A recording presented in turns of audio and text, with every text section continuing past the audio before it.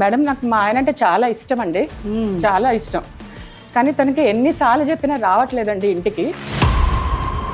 నేను ఈ మధ్య నాకు తెలిసింది ఏంటంటే తనకి ఇంకెవరో అమ్మాయి చాలా ఇష్టం అట. నేను ఎంత ప్రేమ చూపించినా అది తనకి వేస్ట్ అండి. నేను పిచ్చిదాన్ని అంతే. తనకి పిల్లల మీద కూడా లేదండి? పిల్లల మీద ఏమీ లేదండి. పిల్లలు అంటే ఇప్పుడు నేను జాలి పడాల్సిందేనండి. ఇప్పుడు ఆ అమ్మాయి ఉంది కదా, దానికి చేపల చెరువు ఉంది కదండి, అది కూడా రాసిచ్చేసాడు.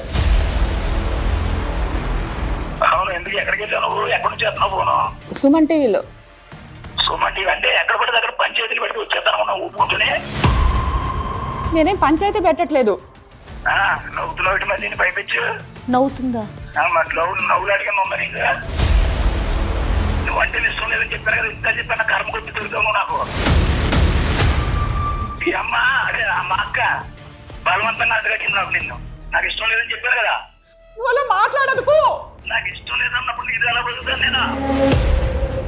మీరు మీకున్నటువంటి ఆస్తులన్నీ కూడా మీరు ప్రేమించినటువంటి మహిళకు రాశారు అని తెలిసింది. అది ఎంత మటుకు సమంజసం? ఆదినారాయణ గారు నమస్కారం అండి. నమస్కారం. మీరెవరో మధ్యలో దూరారు? ఇక్కడ మధ్యలో ఏం దూరలేదండి, కొంచెం భాష సరిగ్గా మాట్లాడండి. దానికి నాకు మధ్య జరుగుతున్న వ్యవహారం ఇది. మధ్యలో మీరు ఏం చేస్తారు చెప్పండి. ఇప్పుడు ఆవిడ ఇక్కడికి లీగల్ అడ్వైస్ ప్రోగ్రామ్ దగ్గరికి వచ్చింది ఆవిడ. మీరేమో నాకు తెలియవండి. దానికి పెళ్లి చేసుకున్న పుడతారు, పెళ్లి చేసుకోకపోయినా పుడతారు. పిల్లలు కూడా మధ్యలో లాక్కండి గొడవలేండి నాకు.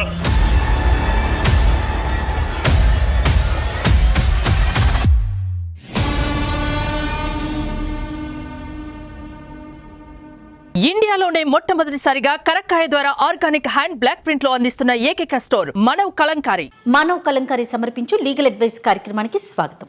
నాతో పాటు అడ్వకేట్ వెంకటేశ్వరి గారు, అలానే మోటివేషనల్ స్పీకర్, ఫ్యామిలీ కౌన్సిలర్ కల్పవల్లి గారు ఉన్నారు. నమస్తే అమ్మా. అమ్మ నమస్తే. అమ్మ అనసూయ అనే ఒక ఆవిడ మన స్టూడియోకి వచ్చింది. తన ఫ్యామిలీకి సంబంధించిన సమస్యతో మన దాకా వచ్చారమ్మా. మరి ఒకసారి మాట్లాడదామా, ఆ సమస్య ఏంటి, దానికి మీరు ఎంతవరకు మనం పరిష్కార మార్గాన్ని చూపించగలం అనేది ఎంత మటుకు. ఎస్, నమస్తే అండి. నమస్తే అండి. అమ్మ మీ పేరు? నా పేరు అనసూయ అండి. ఎక్కడి నుంచి వచ్చారు? భీమవరం నుంచి అండి. ఏంటో మీ సమస్య చెప్పండి అసలు. నాకు మా మేనమామనిచ్చి పెళ్లి చేశారు మా అమ్మ నాన్న. ఓకే. మా నాన్న చిన్నప్పుడే పోయారు. మా అమ్మ మా అమ్మమ్మ వాళ్ళ దగ్గరే ఉంటున్నాను ప్రస్తుతానికైతే. నాకు 2 పిల్లలు ఉన్నారండి, 2 ఆడపిల్లలు. మేడం నాకు మా ఆయన అంటే చాలా ఇష్టం అండి, చాలా ఇష్టం. కానీ తనకి ఎన్నిసార్లు చెప్పినా రావట్లేదండి ఇంటికి. పిల్లల వయసు ఎంత? పిల్లల వయసు పెళ్ళిడికి వచ్చిన పిల్లలు మేడం. అమ్మ మీ వయసు ఎంత ఉంటుంది? నా వయసు 40 అండి. ఓకే, అంటే చిన్నతనంలోనే పెళ్ళయింది కాబట్టి బయట నుంచి సంబంధాలు అంటే మళ్ళీ డబ్బులు ఇవ్వాలి అంటే కొంచెం తను చిన్నప్పటి నుంచి తెలుసు కదా అని చెప్పి మా అమ్మమ్మ మా అమ్మ ఇద్దరు బలవంతం చేస్తే చేసుకున్నాను నేను. అప్పుడైతే మీరేం చదువుకున్నారండి అసలు? ఇంటర్ సెకండ్ ఇయర్ అండి అంతే. మీ వారేం చేస్తుంటారు? చేపల చెరువు ఉంది మాకు, చేపల చెరువులో చేస్తారు. అంటే అక్కడ పని చూసుకుంటూ ఉంటారు. ఓకే. పెళ్ళైన స్టార్టింగ్ అంతా బాగానే ఉందండి, మంచిగానే వచ్చేవాడు. అంటే మేము బాగానే ఉన్నాం చక్కగా. నేను కూడా స్టార్టింగ్ పెళ్లి టైంలో అంటే నాకు ఇష్టం లేదు, కానీ తను అంటే నాకు అప్పుడు అర్థం కాలేదు. అదే చిన్నతనం కాబట్టి మిమ్మల్ని బాగానే చూసుకునేవారు. అప్పుడు బాగానే చూసుకున్నాడండి. మధ్యలో సగంలో వచ్చేసరికి అసలు ఏంటో నా లైఫ్ అసలు ఇట్లా పూర్తిగా చేంజ్ అయిపోయినట్టు అయిపోతుంది నాకు. పిల్లలు అంటే చిన్నప్పుడు ఉండేటప్పుడు బాగానే ఉన్నాం మేడం. మధ్యలోంచి అసలు తను ఇంటికి రావడం మానేశాడు. చేపల చెరువు దగ్గర పని ఉంది అని అంటూ ఉంటే నేను నిజమే అంటే నాకు అప్పుడు ఏం తెలియదు. అంటే నాకు ఇప్పుడు అసలు అంత ఇప్పుడు నేను ఆలోచిస్తుంటే నాకు అంత అనిపిస్తుంది, నాకు అంత గుర్తొస్తుంది నాకు. నేను ఇప్పటికి ఒక 100 సార్లు బతిలాడుకుని ఉంటాడండి తన్ని. ఇంటికి రా, ఇంట్లో పిల్లలు ఉన్నారు, ఆడపిల్లలు ఉన్నారు, ఇప్పుడు రా ఇంటికి రా. నేను ఎంత బతిలాడుతున్నా అసలు తను ఇంటికే రావట్లేదు మేడం. నేను ఈ మధ్య నాకు తెలిసింది ఏంటంటే తనకి ఇంకెవరో అమ్మాయి చాలా ఇష్టం అట. అంటే యాక్చువల్గా నా మ్యారేజ్ కాక ముందు దగ్గర నుంచి ఆ అమ్మాయి అంటే ఇష్టం అట. ఎందుకు రావట్లేదు అడుగుతుంటే, ఎందుకు అమ్మ ఉంది కదా నీకేం నేనే కావాలా అంటాడు. అనసూయ మీది ఏంటి, ఉమ్మడి కుటుంబమా? ఉమ్మడి కుటుంబమే మేడం. అత్తగారు, మీరు, అమ్మమ్మ గారు అందరూ ఉంటారా కలిసి? అత్తగారు అని ఏం లేదండి, మా అమ్మమ్మే కదా. అదే అందుకే అడిగా, అమ్మమ్మ గారు అత్తగారు అడిగింది కారణం అదే.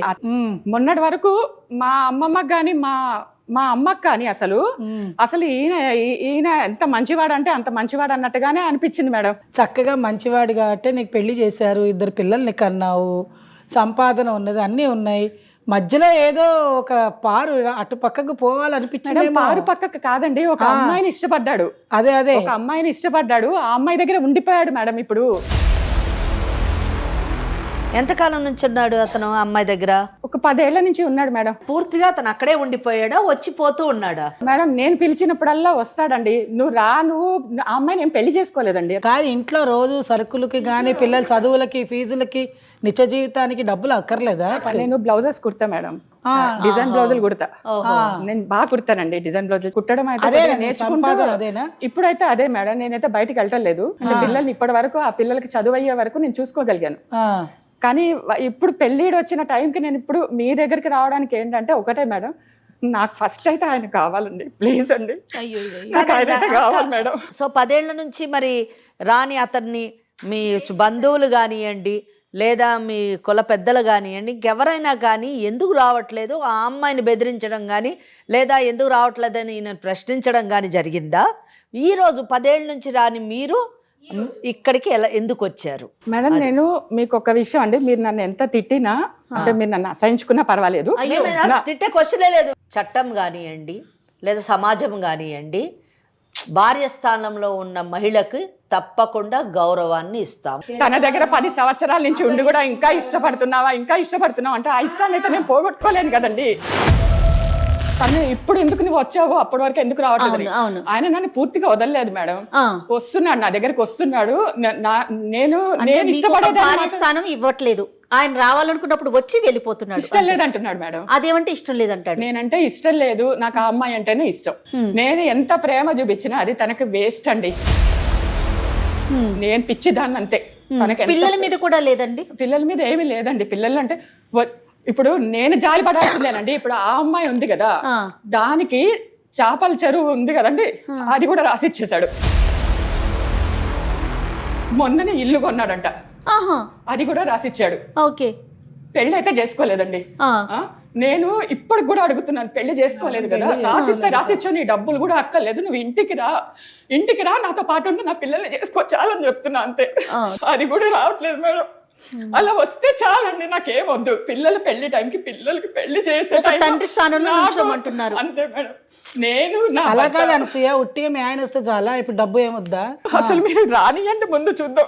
ఇన్ని రోజులు వాళ్ళ అమ్మగారు వాళ్ళ అమ్మమ్మ నీడలో తను బతికింది. పిల్లలు పెళ్లి వయసుకు వచ్చాక రేపు పొద్దుట పిల్లలు తండ్రి ఏడి అంటే ఏం చెప్పుకుంటది? 2 పిల్లలకి పెళ్లి చేయాలి కదా, ముందు ఆయనంటూ వస్తే చాలు అనేది తన వర్షన్. అంతేనండి? అంతే మేడం. ముందు అయితే ఇప్పుడు అమ్మ వాళ్ళిద్దరూ మిమ్మల్ని ఒక ప్రశ్న అడిగారు. సాధారణంగా కుటుంబంలో ఏదన్నా గొడవ అయితే పెద్దలతో, ఇంట్లో ఉన్న పెద్దలతో, కుటుంబ సభ్యులతో మాట్లాడుకుంటాం, తర్వాత పంచాయతీ దాకా వెళ్తాం, తర్వాత కుల పెద్దలు, ఆ తర్వాత కోర్టు, పోలీస్ స్టేషన్ వెళ్తాం. వీటిల్లో మీరు ఏ స్టెప్ చేశారు? మీరు ఏమీ చేయకుండా సైలెంట్గా ఉండిపోయారా? సైలెంట్గా ఉండిపోవడం అంటే ఒకటి మేడం, నాకు తనకి ఎవరైనా ఏమన్నా అన్నా, లేకపోతే తనతో ఏదైనా ప్రాబ్లం అయినా మళ్ళీ బయట ఏమైనా ఇబ్బంది అవుతుందేమో అని భయం. అందరికి తెలిసిపోతుందని భయం అండి. పెళ్ళి అయిన తర్వాత నాకు నువ్వంటే ఇష్టం లేదు, మీ అమ్మ బలవంతంతో చేసుకున్నాను నేను. నాకైతే ఆ అమ్మాయి అంటేనే ఇష్టము. మా అమ్మ బలవంతం చేసుకున్నాను, నేను అక్క బలవంతనే చేసుకుంటున్నాను. నాకైతే ఇష్టం లేదు అని మా మీరు ఇష్టం లేదు. మరి పిల్లల్ని ఎలా పెంచి పోషించాలి? దానికి సంబంధించి ఏమన్నా డబ్బులు ఇచ్చేవాడు మీకు నెల? సరే ఇదిగో ఇంట్లో ఖర్చులకి ఇది వాడు, పిల్లల ఫీజులకి, లేకపోతే పిల్లల బట్టలు అట్లా ఏమైనా చూసుకునేవాడు? ఆయనదే కుక్క బతుకండి, ఆయనదే కుక్క బతుకు. అది డబ్బులు తీసుకొని, చేపల చెరువు తీసుకొని ఆయననే అస్సలు చూడదు. నేను చెప్తున్నా అస్సలు చూడదు. ఇంకా ఆయన మీద జాలేసి నేనే ఇంటికి పిలుస్తున్నాను. ఇంటికి నాకు ఎట్లా ఉందంటే మేడం, నాకు ఆయన మీద జాలి ఉంది, నా దగ్గర రావాలని ఉంది, నా పిల్లల్ని చూడాలని ఉంది. కనీసం ఇప్పటికి వచ్చిన తర్వాత ఆయన నాతో కలిస్తే కదా మేడం ఆమె గురించి ఏదైనా నేను చేసేది. ఆమె దగ్గర డబ్బులు తీసుకోవడం కానీ అసలు వే ఆఫ్ థింకింగ్ తనకి లేదండి. సరేనండి, మరి ఇప్పుడు అతను వస్తాడు, పెళ్లి చేయాలంటే ఎట్లా? నాకు అదే అర్థం కావట్లేదు. మీరే ఆ అమ్మాయి దగ్గర నుంచి ఇప్పియాలండి, నేను అందుకే అడుగుతున్నాను. ఇప్పుడు ఆ అమ్మాయి దగ్గర నుంచి డబ్బులు ఇప్పించాలి, ఆమె భర్తను కూడా ఇప్పించాలి. కానీ ఆ భర్త పెళ్లి చేసుకోలేదంటున్నారు కాబట్టి అసలు అక్కడ పెళ్లి అనే మాట లేదమ్మా. నా పాయింట్ ఏంటంటే, సరే తనతో మాట్లాడో ఏదన్నా చేసి తీసుకొస్తాం, మరి ఆస్తి అయితే రాకపోవచ్చేమో, మరి అలాంటప్పుడు ఎట్లా పరిస్థితి? అయినా పర్వాలేదా మీకు? మేడం నేను ఆస్తి వరకు అసలు నేను ఆలోచించలేదండి. ఆయన ముందు వస్తే నేను అట్లా మీరు ఇప్పించండి, మీరు ఇప్పియండి మేడం, ఆమె దగ్గర ఆస్తి మీరు ఇప్పియండి. ఇక్కడ ఇంకొక విషయం ఏంటంటే, వాళ్ళ అమ్మున్నారు, మరి వాళ్ళతో ఎంతవరకు మాట్లాడిచ్చారో ఏంటో. మేనమామనే పెళ్లి చేసుకుంది, తన భర్త తనకు కావాలంటుంది. కనుక ఇక్కడ ఏంటంటే మనం చేయాల్సింది ఫస్ట్ మనం అతనితో కూడా మాట్లాడాలి.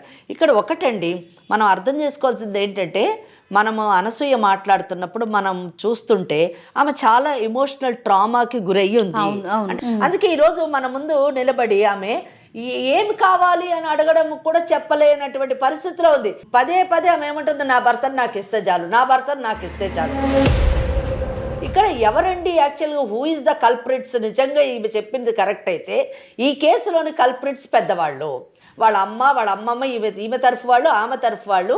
ఆదినారాయణ గారి మనసు తెలుసుకోకుండా మేనగోడల్నిచ్చి పెళ్లి చేయటము, అదేదో ముందే తెలుసుకొని ఆయనకి ఏమంటే ఇష్టం లేదు, ఎవరో ఒక లేడీ అంటే ఇష్టం ఉంది అని ఆయన ఆమెకి ఇచ్చి చేస్తుంటే బాగుండేది. అప్పుడు దీనివల్ల ఎంతమంది విక్టిమ్స్ అయ్యారండి? ఆల్మోస్ట్ 6 people విక్టిమ్స్ అయ్యారు. కనుక ఇక్కడ Adinarayanarao is a victim, Anasuya is a victim, ఆ second lady is a victim. ఎందుకంటే స్టేటస్ లేదు ఆమెకి. ఈమె 2 పిల్లల విక్టిమ్ 5, ఆమెకు పుట్టినటువంటి కూతురు విక్టిమ్. 6 మంది విక్టిమ్స్ అయ్యారు. వీళ్ళందరినీ చూస్తూ ఈ 6 మందిని చూసి వాళ్ళమ్మా నాన్న, వీళ్ళమ్మా నాన్న, అమ్మమ్మలు వీళ్ళందరూ కూడా విక్టిమ్. సో ఇటువంటి ట్రామాటిక్ సిచ్యువేషన్కి మన యొక్క నిర్ణయాలు, మన యొక్క మానసిక పరిస్థితులు ఇవన్నీ కూడా కారణభూతం అవుతూ ఉంటాయి. ఎలాగ ఈ సమస్య నుంచి బయటపడాలి అన్న విషయాన్ని ఆదినారాయణరావు గారితో మాట్లాడాలి. రైట్, మాట్లాడదామంటావమ్మా? ఫోన్ ఎత్తుతాడో లేదో కూడా తెలియదండి. మీరు మీ చెయ్యి గడగడ వణుకుతుంది. మీరు ఏం భయపడద్దు, మీరు చాలా టెన్షన్లో ఉన్నారు. మీరేం టెన్షన్ పెట్టుకోవద్దు. రావడం అయితే వచ్చారు కదా, చాలా సామరస్యంగా ఏ గొడవలు లేకుండా పరిష్కరిస్తాం. మీరేం వరీ కాకండి.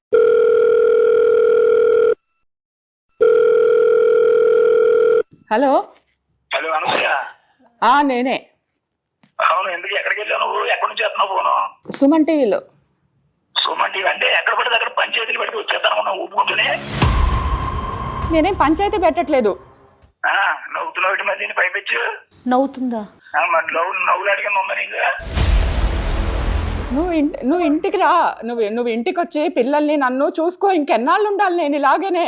ఏంటి ఇప్పుడు గుర్తొచ్చిందా నీకు? పిల్లలు అని నాకు గుర్తు రావడానికి ఇప్పుడు నువ్వు చెప్తున్నావు. నేను ఇప్పుడు గుర్తు చేసుకుంటున్నానా నిన్ను? నువ్వు రాలేదా ఇంతకు మునుపు? ఎప్పుడు ఇంటికి రాలేదా? నన్ను చూడలేదా? ఫస్ట్ టైం చేస్తున్నానా నీకు నేను ఫోను? ఈ మధ్యకాలంలో ఎప్పుడు వచ్చాను నేను? ఈ మధ్యకాలంలో ఎప్పుడు వచ్చాను చెప్పు. నువ్వు రాలేదంటే 10 సంవత్సరాలు ఎప్పుడు రాలేదా? నువ్వు వదిలేసావా పూర్తిగా నన్ను? 10 సంవత్సరాలు కూడా వదిలే. ఈ మధ్యకాలంలో నేను ఎంతకాలం అయింది నేను దగ్గర వచ్చి? నువ్వు అంటే ఇష్టం లేదని చెప్పాను కదా, ఇంత చెప్పాను. కర్మ కొద్ది దొరుకుతావు నాకు ఇష్టం లేదని చెప్పాను కదా. నువ్వు అలా మాట్లాడదుకు. నీ మానాన్ని నువ్వు బతుకుతున్నావు, నా మానాన్ని నేను బతుకుతున్నాను. ఏడి నువ్వు అనుకుంటున్నావు మధ్యలో ఈ పంచాయతీ ఏంటి అన్నాను? నువ్వు అనుకుంటున్నావు అంతే. నీ మానాన్ని నువ్వు బతుకుతున్నావని నువ్వు ఒక్కడవే అనుకుంటున్నావు. నాకు ఇష్టం లేదన్నప్పుడు నీది ఎలా బతుకుతాను నేను?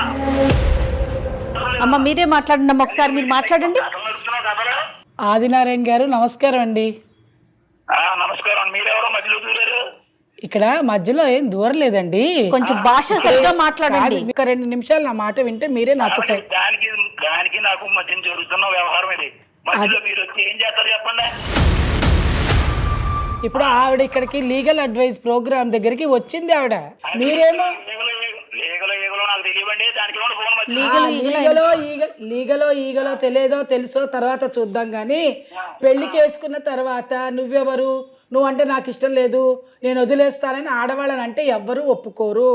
మీరు పెళ్లి చేసుకున్నారా చేసుకోలేదు? ఆవిడ ఒక మాట చెప్పండి నాకు. పెళ్లి చేసుకున్నాను కానీ ఏ పరిస్థితుల్లో చేసుకున్నాను పెళ్లి మీకు పరిస్థితులతోటి సంబంధం లేదండి. పెళ్లి చేసేసుకున్న తర్వాత మీరిద్దరు భార్యాభర్తలు, పిల్లలు, మీకు 2 పిల్లలు పుట్టారు. అవును. కాబట్టి పిల్లలు పుట్టిన తర్వాత మీ భార్యని మీ పిల్లల్ని చూసుకోవాల్సిన బాధ్యత మీదే. ఇష్టం లేదు అని చెప్పి వదిలేసే విధానం మన దగ్గర లేదు. మీరెవరో చట్టరూపంగా డైవర్స్ తీసుకున్నారా? నాకేమన్నదంటే నా పరిస్థితి బాగోలేదు, రక్తం పంచి పుట్టినోడు నువ్వు, అవును, నువ్వు దీన్ని చేసుకోరా బలవంతంగా నాకు అడిగి. నా రోజే చెప్పాను నేను, నాకు ఇష్టం లేదు నేను చేసుకోను అని చెప్పాను దానికి. అయినా మరి చేసుకున్నారుగా, అయినా కాపురం చేశారుగా. కాపురం చేశాక పిల్లలు పుట్టారు. మరి పిల్లలు పుట్టినప్పుడు ఇవన్నీ జరిగినప్పుడు మీరు బాధ్యత వహించాల్సిన అవసరం ఉన్నది. పెళ్లి చేసుకున్న పుడతారు, పెళ్లి చేసుకోకపోయినా పుడతారు. పిల్లలు కూడా మధ్యలో లాక్కండి గొడవలేండి నాకు. ఆవిడ డైవర్స్ తీసుకొని వదిలేసారా? లేదు కదా. అవును, అది ఒప్పుకుంటలేదు కదా. అది ఒప్పుకున్నప్పుడు నా మాన నాకు ఆవిడ వద్దని అంటలేదు, నా భర్త కావాల్సిందే అని అడుగుతున్నారు. ఆవిడ అనుకుంటే అయిపోదండి. నేను అనుకోవాలి కదా. ఆవిడ అనుకుంటే అయిపోతుంది. నాకు ఇష్టం లేదని చెప్తున్నాను కదా. ఆయన అసలు మాటలు వినే ధోరణే లేదు. మీకు వినని బుద్ధి కావట్లేదేమో. చట్టం ఏం చెప్తుందో ఒక్కసారి వినండి. చట్టం చెప్తే అప్పుడు మీకు అర్థమవుతుంది. ఆదినారాయణరావు గారు, హలో, ఎవరైనా మాట్లాడేది? నేను లాయర్ వెంకటేశ్వర్ని మాట్లాడుతున్నాను. ఓకే లాయర్ గారు, చెప్పండి మేడం. ఒక 2 నిమిషాలు ఫస్ట్ మీరు కొంచెం వినండి. ఎందుకంటే మీ గురించి అనసూయ చెప్పినప్పుడు నాకు నిజంగా మీ మీద చాలా గౌరవంతోనే నేను మీతో మాట్లాడాలనుకున్నాను. నేను గౌరవంగానే మాట్లాడతాను. కొంచెం జాగ్రత్తగా మాట్లాడితే బాగుంటుంది. నేను చెప్పేది కూడా జాగ్రత్తగా వినండి. మనకు న్యాయ వ్యవస్థ ఉంది, ఆ న్యాయ వ్యవస్థను మనం గౌరవించాలి కదా. ఒక సమాజంలో ఉన్నాం ప్లీజ్ రెస్పెక్ట్. అంటే మీరు లాయర్ అని తెలియదు కదా నాకు. ఒకసారి పర్వాలేదు. ఆదినారాయణరావు గారు, నాకు ఆమె ఇష్టం లేదు, అనసూయ ఇష్టం లేదు అని చెప్తూ వచ్చారు. ఇందాక మేడం చెప్పినట్టుగా అడిగినట్టుగా ఇష్టం ఉన్నా లేకపోయినా పెళ్లి చేసుకున్నారు, 2 పిల్లలకి జన్మనిచ్చారు. నేను ఇప్పుడు అడగదలుచుకున్నాను, అసలు మీకు ఎందుకు అనసూయ అంటే ఇష్టం లేదు? నాకు మా అక్క అడిగినప్పుడు అండి, నాకు నిజంగా ఆమె మీద ఏ రకమైనటువంటి ఫీలింగ్ లేదు. ఓకే, నేను చేసుకోనని చెప్పి అన్నాను. ఓకే, అంటే ఆమె మీద ఫీలింగ్ లేదా, లేకపోతే మీకు ఇంకా వేరే ఏమన్నా ఇంట్రెస్ట్ ఉండిందా? వేరే అంటే నాకు ఈమె కన్నా ముందు నాకు ఇంకొక ఆమెతో నాకు సంబంధం ఉందండి. ఓ, అది సంబంధం అవుతుంది. కాకపోతే మా అత్తేమో పెళ్లి చేసుకోరా, ఇంకా బయట వాళ్ళని పెళ్లి చేయాలంటే నా దగ్గర కట్నాలు కానుకలు ఇచ్చే స్తోమత లేదు, ఆ పరిస్థితి నీకు తెలుసు. అంచేత నువ్వు తమ్ముడు కాబట్టి, నువ్వు నాకు తగ్గుతున్నాడు కాబట్టి నువ్వు తెచ్చుకుంటే మంచిగా ఉంటుంది. బయట ఎవరు పెట్టడం దేనికి? పైగా అంటే లోకు కాకులు ఆడపిల్ల ఇంట్లో పెట్టుకుని బాధపడితే లోకులేమో కాకులాగా మాటలు ఉంటారు. ఇది భరించాక నా అమ్మాయి నేను కూడా ఏనుయో చూసుకునే పరిస్థితి నీ చేతులు పెట్టుకుని అర్థిస్తున్నాను రా, ఏ పరిస్థితులైనా సరే నువ్వే చేసుకోవాలి ఆయన అని చెప్పి గతిమాలితే, ఆ వయసులో ఆ ఆలోచన నాకు సరే ఎంత అయినా కూడా రక్త సంబంధం అక్క ఎంత పడుతున్నారు కదా, కొన్ని తీసుకున్నా పడి ఉంటదిలే అని అన్ని నేను చూసుకున్నా. తర్వాత నా ఇష్టారాజ్యంగా నేను ఎలా తిరిగినా సాగుతుందిలే అన్న పరిస్థితిలో ఉన్నాను. కానీ ఎందుకంటే వాళ్ళు బతిమాలి నాకు ఇస్తున్నారు కాబట్టి నేనేమో ఇష్టపడి, నేనేమో ప్రేమించి, నేను ఆవిడ మీద ఏదో గిఫ్ట్లు ఇచ్చి ఓకే, మీరు ఇష్టపడ్డటువంటి మహిళ ఎవరైతే పెళ్లి కాకముందు ఎవరినో ఇష్టపడ్డారు కదా, ఆవిడ ఎక్కడ ఉన్నారు? ఆమె కూడా ఈ ఊళ్ళోనే ఉందండి. ఆమె మీకు కంటిన్యూ అవుతున్నారా? ఆమె పరిచయం కంటిన్యూ? ఇప్పుడు ఈమెతో సంసారం చేస్తూనే మధ్య మధ్యలో ఈమె కంటే ముందు నుంచి ఆమెతో నాకు అఫైర్ ఉంది కాబట్టి, అంటే ఫిజికల్ రిలేషన్షిప్ ఉంది. వెళ్తున్నాను ఇంటికి వెళ్ళడం అది చేస్తున్నాను. ఈ మధ్యన అంటే ఇంకా నాకు విరక్తి పుట్టింది. ఇంకా ఎందుకు అంత అవసరం నాకు లేదు.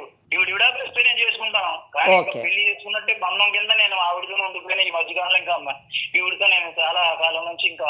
ఓకే, ఆమెకు పిల్లలు ఉన్నారా?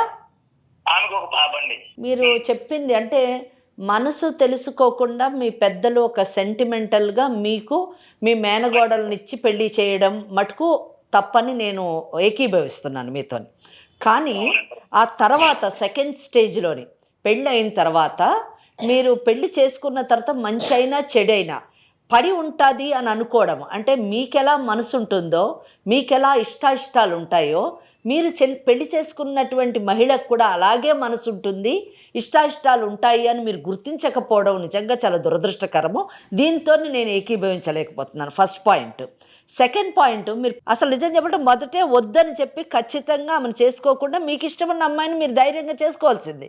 మీ అక్కని సాటిస్ఫై చేయడానికి, మీ అక్కకు పుట్టిన మీ రక్త సంబంధాన్ని పాడు చేయడమే కాకుండా, జీవితం పాడు చేయడమే కాకుండా, మళ్ళీ 2 ఆడపిల్లలకు మీరు జన్మనిచ్చి వాళ్ళని కూడా మీరు నెగ్లెక్ట్ చేయడము, ఇది ఏకీభవించలేనటువంటి సెకండ్ పాయింట్ అండి. థర్డ్ పాయింట్, ఆ 2 ఆడపిల్లలకి పెళ్ళిళ్ళు చేయకుండా మీ మేనగోడల్ని, 2 ఆడపిల్లల్ని, ఇటు మీ అమ్మని, మీ అమ్మమ్మని అందరినీ వదిలేసి మీరు ఇంకొక లేడీతో, ఎవరినైతే మీరు ఇష్టపడుతున్నారో ఆ లేడీతో ఉంటూ అక్కడ ఒక ఆడపిల్లని కానీ మీరు ఎవరికి న్యాయం చేశారు చెప్పండి? ఇక్కడ ఒక్కటి చెప్తున్నాను ఆదినారాయణరావు గారు, మాకు ఇంకొక విషయం కూడా తెలిసింది. మీకున్నటువంటి ఆస్తులన్నీ కూడా మీరు ప్రేమించినటువంటి మహిళకు రాశారు అని తెలిసింది. అది ఎంత మటుకు సమంజసం? ఓకే, మంచి మాట ఏమని వీళ్ళని అన్యాయం చేశారు, అక్కకి న్యాయం చేయప్పుడు తల్లిగా అక్కకి న్యాయం చేశారు, దాని బిడ్డకి న్యాయం చేశారు, గాలి పట్టుకుని పడి ఉంటది ఒక ఆడదని అన్నారు, దానికి మనసు ఉంటది అన్నారు, అంతా బానే ఉంది. అయితే అంతకంటే ముందు మా అక్క ఏమన్నది, నువ్వు తోడబుట్టినాడు రక్త సంబంధికుడివి, నువ్వు చేసుకోకపోతే నా ఆర్థిక కూడా బాగలేదు, ఈ లోకులు కాకులు జీవితాన్ని ఉద్ధరించాడు ఆయన. అన్నారు. అప్పుడు మీరు ఏం చేయాలి? మీరు నిలబడి వేరే వాళ్ళకి ఇచ్చి పెళ్లి చేయాలి మీ మేనగోడలు. అలాగనకుండా ఏమన్నది, మీ సుఖం మీరు చూసుకున్నానని అన్నారు ఇందాక. మరి ఆమె సుఖం ఎవరు చూస్తారండి? దానికి ఎవరు లేకుండా ఉండరుగా. ఇప్పుడు అది వయసులో ఉన్నప్పుడే నేను వచ్చేసా. అలా కాదు ఆదినారాయణ గారు ఏంటో చెప్తారు ఒకసారి వినండి. ఇప్పుడు వరకు కూడా ఎవరు సాగారో దానికే తెలియాలి. ఇప్పుడు ఈ పెళ్లిళ్ళు వాళ్ళ ఈ గోళ వచ్చేటప్పుడు నేను గుర్తొచ్చాను దానికి. పెళ్లిళ్ళు అనేటప్పుడు ఓహో మీరు ఇంకొక పాయింట్ లోకి వచ్చారా?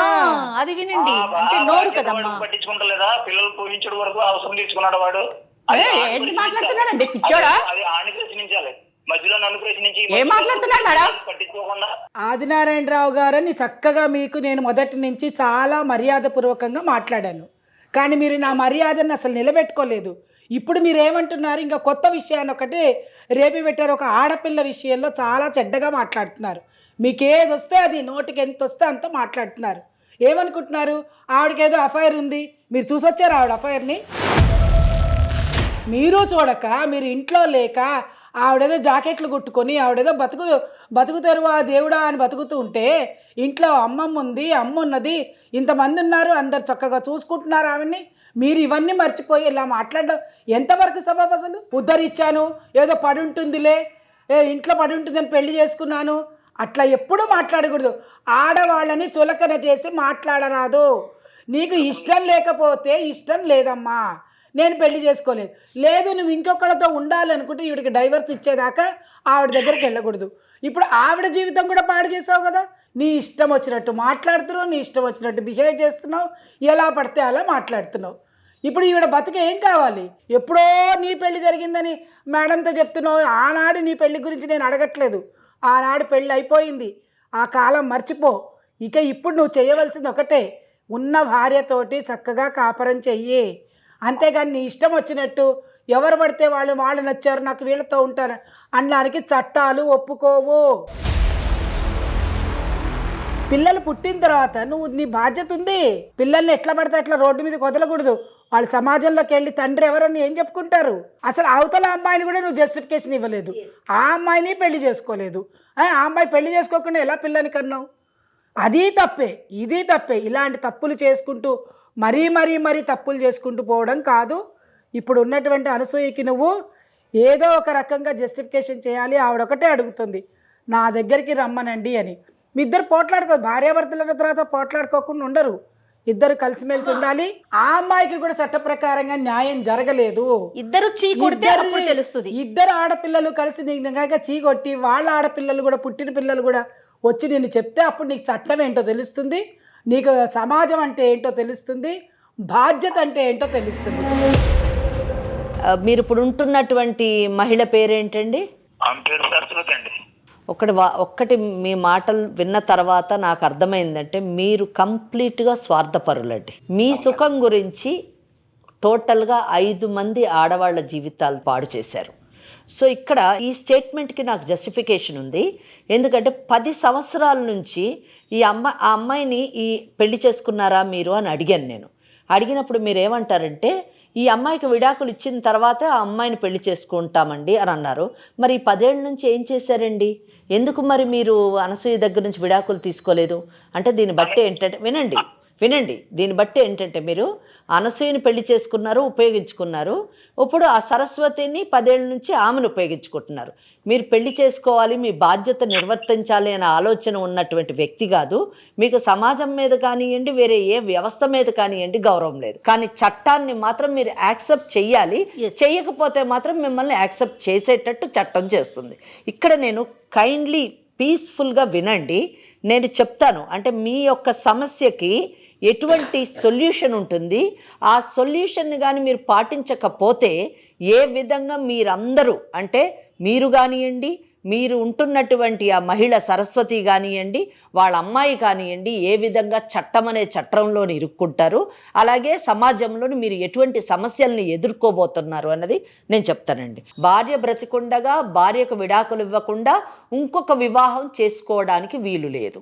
ఒకవేళ కానీ ఇంకొక వివాహం చేసుకుంటే మన పాత చట్టం section 494 of Indian penal code, అదే కొత్త చట్టం సెక్షన్ 82(1) భారతీయ న్యాయ సంహిత చేత 2023 ప్రకారము 7 సంవత్సరాల పాటు జైలు శిక్షకు లోనవుతారు. ఇది ఫస్ట్ పాయింట్. సెకండ్ పాయింట్, ఇక్కడ మీరు ఎవరైతే ఒక మహిళతో ఉంటున్నాను అని అన్నారు కదా, సరస్వతి అని, ఆ మహిళని నేను పెళ్లి చేసుకోలేదు అని అంటున్నారు, కేవలం ఉంటున్నాను అని చెప్తున్నారు. ఆ మహిళని మీరు పెళ్లి చేసుకున్నా నమ్ముతున్నాం, పెళ్లి చేసుకోలేదని. ఒకవేళ పెళ్లి చేసుకున్నా ఆ పెళ్లి చెల్లుబాటు కాదు section 5 of Hindu marriage act ప్రకారం. అంటే పెళ్లి చేసుకోకుండా మీరు ఆమెతో ఉన్నారు అంటే ఆమె మీకు ఏమవుతుందో మీరు అర్థం చేసుకోండి. సమాజం ఆమెను ఏమని పిలుస్తారో కూడా మీకు తెలిసి ఉంటుంది, ఎందుకంటే మీకు అన్ని విషయాలు బాగా తెలుసు కాబట్టి. ఆమెను భార్య అని మాత్రం అనరు, వేరే పదాలతోనే ఆమెను పిలవవలసినటువంటి పరిస్థితి. చట్టం మాత్రం చాలా క్లియర్గా మిస్ట్రెస్ అనేటటువంటి పదాన్ని ఉపయోగించింది. ఈమె కంటే, మీ భార్య కంటే ముందు ప్రేమించి పెళ్లి చేసుకోవాలనుకున్న మహిళకి మీరు ఇచ్చినటువంటి స్థానము ఒక మిస్ట్రెస్ అనే ప్రియురాలని స్థానాన్ని ఇచ్చారు, కానీ భార్య అనేటటువంటి స్థానాన్ని ఇవ్వలేదు. అంటే పెళ్లి చేసుకున్న భార్యకి బాధ్యత తీసుకొని ఆమెకి గౌరవ స్థానాన్ని ఇవ్వలేదు, ప్రేమించినటువంటి అమ్మాయికి పెళ్లి చేసుకొని భార్య స్థానం ఇవ్వలేక ఆమెని గౌరవించకుండా అగౌరవపరిచారు. ఇంత కాకుండా మూడవది, పెళ్లి చేసుకున్నటువంటి భార్య ద్వారా 2 పిల్లల్ని కన్నారు, పెళ్లి చేసుకోనటువంటి మహిళ ద్వారా ప్రియురాలితోనూ ఒక కూతుర్ని కన్నారు. ఈ 3 ఆడపిల్లలు సమాజంలోని వాళ్ళని ఎన్ని మాటలు అంటారు, ఎటువంటి చూపులు చూస్తారు, ఏ విధంగా ఎక్స్ప్లాయిట్ చేయాలని అనుకుంటారు అన్నది మగవాడిగా మీకు తెలిసినంతగా వేరే ఎవ్వరికి కూడా తెలియదు. ఇది థర్డ్ పాయింట్. ఇంకోటి 4వది, అన్నిటికంటే క్రూషియల్ పాయింట్ ఏంటంటే, భర్తగా మీరు నిర్వర్తించవలసినటువంటి బాధ్యతలు మీ భార్య పట్ల నిర్వర్తించలేదు, మీ బిడ్డల పట్ల కూడా మీరు నిర్వర్తించలేదు. వాళ్ళకి కనీసం పెళ్ళిళ్ళు కూడా చేయలేదు, వాళ్ళకి రావాల్సినటువంటి ఆస్తిలో వాటాలు కూడా వాళ్ళకి ఇవ్వకుండా మీ ఆస్తినంతా కూడా మీరు ప్రేమించినటువంటి సరస్వతికి ఇవ్వడం అన్నది చట్ట విరుద్ధమైనటువంటి పరిస్థితి. అదే చెప్తున్నాను, వినండి. మీరు ముందు వినండి. పెద్దవారైండి, అసలు మాట వినకపోతే మీ ఆస్తిలోని ఎవరికైనా భాగం వస్తుందంటే మొదట మీ భార్యకు వస్తుంది, తర్వాత మీకు పుట్టినటువంటి బిడ్డలిద్దరికీ వస్తుంది, అలాగే మీరు ఆ సరస్వతి ద్వారా కన్నటువంటి బిడ్డకు వస్తుంది. కానీ సరస్వతికి మాత్రం మీరు రాసిస్తే అది చెల్లుబాటు కాదు. ఒకవేళ మీరు రాసి రిజిస్ట్రేషన్ చేసినా వీళ్ళు క్యాన్సిలేషన్ కేసుకుంటే క్యాన్సిల్ అయిపోతుంది. అంతేకాకుండా మీరు ఎవరికి ఇవ్వడానికి వీల్లేదని, ఎవరికి అమ్మడానికి వీల్లేదని ఇంజంక్షన్ సూట్ కూడా వీళ్ళు వేసుకునేటటువంటి అవకాశం ఉంది. రేపు అనసూయ పిల్లలు 2 కలిసి డొమెస్టిక్ వైలెన్స్ యాక్ట్ని ఇన్వోక్ చేసి ఆ ఆస్తులన్నింటినీ జప్తు చేసుకోవచ్చు. మీరు వాళ్ళ జీవితాలని పాడు చేశారని డ్యామేజెస్ క్లెయిమ్ చేయొచ్చు. నెలసరి అంటే ఆమె కుట్టుకుంటూ బ్రతకవలసినటువంటి అవసరం లేదు, ఆమె నెలసరి మెయింటెనెన్స్ మీ దగ్గర నుంచి అడిగేటటువంటి అవకాశం ఉంది. కనుక ఆమె ఇప్పటికైనా తెలుసుకొని, మీకు నేను ఒకటే అర్థం చేసుకున్నానండి, మీకు కూడా నిజం చెప్పాలంటే అక్కడ ఏం గౌరవం లేదు, అక్కడ ఉండాలని ఏం లేదు, మీకు ఏం సదుపాయాలు అవ్వట్లేదు, కేవలం ఈగో ప్రాబ్లంతో నేను అక్కడికి వెళ్ళాను కదా, మళ్ళీ తిరిగి వస్తే నాకు అవమానం అవుతుందని మేల్ ష్రవనిజం ఉంది చూసారా, ఆ మేల్ ఈగోతో మీరు తిరిగి రావట్లేరు. నిజం చెప్పాలంటే మీరు ఇప్పటికైనా కళ్ళు తెరిచి, ఎటువంటి వాళ్ళు అలాగే ఉంటారు, కట్టుకున్న భార్య ఇచ్చేటటువంటి గౌరవం కానివ్వండి, ప్రేమ కానివ్వండి, బిడ్డలు ఇచ్చేటటువంటి ఆప్యాయత కానివ్వండి బయట వాళ్ళు ఇవ్వరండి. ఏదో అయిపోయింది, అన్ఫార్చునేట్, ప్రేమించారు, ఆమెను పెళ్లి చేసుకొని ఉంటే అది వేరేగా ఉండేది, కానీ ఆమెను పెళ్లి చేసుకోలేదు, ఆ మేనగోళ్ళని పెళ్లి చేసుకున్నారు, 2 పిల్లలు ఉన్నారు. సో వాళ్ళతో me rest of the life ప్రశాంతంగా గడపడము కరెక్టా? That is the first option. లేదా కోర్టులలో కేసులు వేసుకొని కోర్టుల చుట్టూ తిరుగుతూ జైలుకు వెళ్ళి ఉన్న ఆస్తులని పోగొట్టుకొని, జీవితాన్ని పోగొట్టుకొని, శాంతిని పోగొట్టుకొని అశాంతి జీవితం జైల్లో గడపడం కరెక్టా అన్నది నిర్ణయం మీ మీదే వదులుతున్నాము. ఓకే. ఇప్పుడున్న మొదటి భార్య కూడా నిజంగా ప్రేమతో కాదు కదా, నాకేదో ఆస్తి ఉంది కాబట్టి అది ఆస్తి లేకుండా చిల్లుగా కూడా లేకుండా ఉన్నానుకోండి పరిస్థితి, ఆవిడ చేస్తారు కదా. మీరు ఒకసారి వచ్చి చూడండి, ఆమె గౌరవిస్తుందో లేదో చూద్దాం. చెప్పండి నాకు. ఆమె మిమ్మల్ని, మీరు కట్టు బట్టలతో వచ్చేసినా ఆమె మిమ్మల్ని గౌరవంగా చూస్తుంది, చూసేటట్టుగా కౌన్సిలింగ్ చేస్తాము. ఒకవేళ కానీ చూడకపోతే ఆమెకి ఎలాగ బుద్ధి చెప్పాలో అలా బుద్ధి చెప్తా. అప్పుడు మీ తరఫున నేను నిలబడి విడాకులు కేసేసి విడాకులు ఇప్పిస్తాను. మీరు హస్బెండ్ కంటే కూడా ఇప్పుడు ఒక తండ్రిగా ఇద్దరు పిల్లల పెళ్లిళ్ళు చేయాల్సినటువంటి బాధ్యత మీ మీద ఉంది. ఆ విషయాన్ని విస్మరించొద్దు. ఇప్పుడు ఒక్కసారి అనసూయతో మీరు మాట్లాడండి. హలో హలో హలో అనసూయ, ఆ, అయితే నా దగ్గర అయితే ఇప్పుడు ఏదో ఆవిడకి ఉన్నదానికి రాజేశాను నేను. నా దగ్గర అయితే ఒక చీలు కావలేదు. మరి ఆ, అది పరిస్థితి ఉన్న పరిస్థితి చెప్పాను. నాకు కూడా ఇక్కడ అలాగే ఉంది. నాకు ఆరోగ్యం బాగలేదు, సరిగా లేదు. అవన్నీ తర్వాత ముందు రమ్మనండి. మాట్లాడుతున్నా, నాకు గొంతు పోయింది. ఇక్కడ గొంతు పోయిన గొంతుతోనే మాట్లాడుతున్నా. అది పరిస్థితి. నాకేం వద్దు, నువ్వు వస్తే చాలు. నువ్వు వస్తే చాలు. నేను ఇక్కడికి వచ్చింది కూడా నువ్వు రా చాలు. నేను ఇంక ఉండలేను. నువ్వు వస్తే చాలా సంతోషంగా ఉంటుంది నాకు, అంతే చాలు. అలాగే కానీ వచ్చి మాట్లాడతాను. సరే కానీ అలాగే మనల్ని ఇద్దరిని సామరస్యంగా గడిపినటువంటి ఆ మేడమ్స్ కూడా మనం కలుద్దాం. మరి సరే, మరి తప్పకుండా మాట్లాడతానులే. సరే, చూద్దామమ్మా. మరి అంత అగ్రెసివ్గా మాట్లాడిన ఆయన ఒకేసారి లీగల్ పాయింట్స్ వినేసరికి మరి డౌన్ ఫాల్ అయినట్టుగా అనిపిస్తా ఉంది. మరి అది ఎంతవరకు నిజమో ఏంటో. ఎవరైనా అంతే అమ్మా, చట్టం తెలియక వాళ్ళందరి బిహేవియర్ అట్లా ఉంది. కాబట్టి ఎస్, సుమన్ టీవీ వాళ్ళు ఈ చేస్తున్నటువంటి ఈ ప్రోగ్రాం మాత్రము చాలా మందికి ఉపయోగం. ఎందుకంటే చట్టం తెలియకుండా ఎంతో మంది తప్పటడుగులు వేస్తున్నారు. కనీసం తప్పటడుగులు వేయకుండా ఉండడానికి, వేసిన వాళ్ళు వెనక్కి రావడానికి ఇది చాలా ఉపయోగపడుతుంది. కాబట్టి ఇప్పుడు అనసూయ లాంటి వాళ్ళకి చక్కగా జస్టిఫికేషన్ జరుగుతుంది. వచ్చి కూర్చుంటే సెటిల్మెంట్ చేయొచ్చు. అవతల ఆ అమ్మాయిని కూడా వదిలేయడం తప్పు కదమ్మా. అంతేగా. ఆ అమ్మాయిని కూడా పిలిచి ఆ అమ్మాయిని కూడా కౌన్సిలింగ్ చేసి వీళ్ళందరికీ ఏం కావాలి ఏమిటి అనే విషయాలు మనం మాట్లాడాలి. తప్పకుండా అనశ్రీ గారు. రైట్ అండి. నమస్తే. నమస్తేనండి. నమస్తేనమ్మా.